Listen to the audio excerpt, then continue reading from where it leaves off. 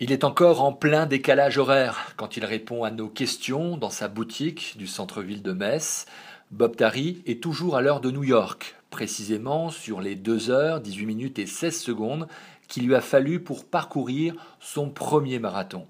Il est le 15e de l'épreuve, le 2e européen de la course, mais surtout le premier surpris de l'aventure humaine qu'il a vécue. C'est pas une course, c'est une épreuve d'une vie parce qu'on passe par plein d'états d'âme. Moi, c'est un truc de fou parce que je suis passé d'un état de fierté au départ, de courage au milieu de la course. Après, j'étais euphorique.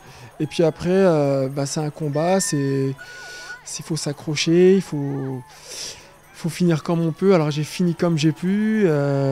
J'ai eu des crampes, j'ai vomi. Mais voilà, j'ai rallié l'arrivée. Il y a des gars qui ont plus souffert que moi. Et malgré tout, franchement, ça a été bien de rallier l'arrivée. Hein. Le souvenir qui va me rester gravé, c'est les 8 derniers kilomètres que j'ai fait. Les 8 kilomètres de souffrance physique et psychologique. Ça a été une épreuve qui s'est très très bien déroulée pour moi pendant plus de 30 kilomètres, où j'avais vraiment des ambitions élevées.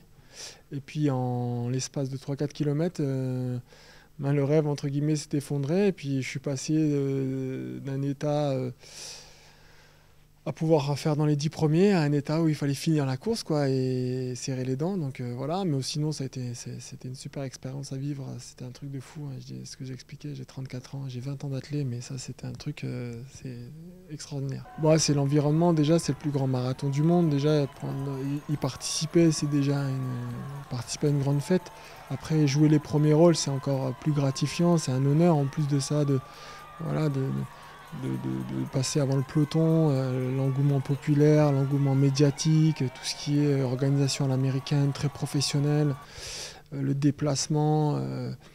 Voilà, après c'est retransmis dans plein de pays au monde, forcément, voilà, on parle aussi un peu de moi et tout ça, donc c'est un super événement. Après, c'est mythique parce que c'est New York, parce que c'est le plus grand marathon du monde, hein, voilà, tout simplement, et rentrer dans les 15 premiers déjà pour un premier marathon, c'est très très bien. Ça va pas changer quelque chose dans ma carrière, par contre, je sais maintenant comment me préparer pour faire un marathon parce que c'était un peu l'inconnu, et l'inconnu je l'ai découvert après 34 km parce que j'ai vu mes limites à ce moment-là, donc je sais ce que c'est.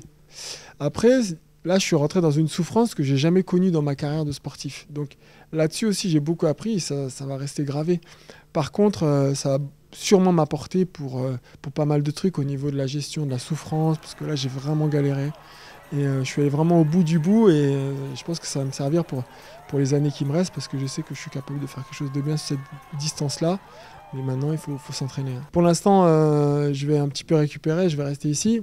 Mais je pense que pour moi, les marathons d'automne, c'est ce qui me correspond le mieux, parce que ça me permettra de travailler sur la piste l'été, et pour toujours garder ma vitesse. Parce que ce qui est paradoxal, c'est que dimanche, je n'ai pas craqué au niveau du cardiaque ou au niveau cardiovasculaire, j'ai craqué musculairement et au niveau des articulations parce que je m'étais entraîné pour courir 35 km et donc mon corps m'a dit stop. Donc voilà, maintenant il faut que je travaille de ce côté-là pour progresser, mais je sais que je suis capable de faire de très grandes choses sur cette épreuve, c'est sûr.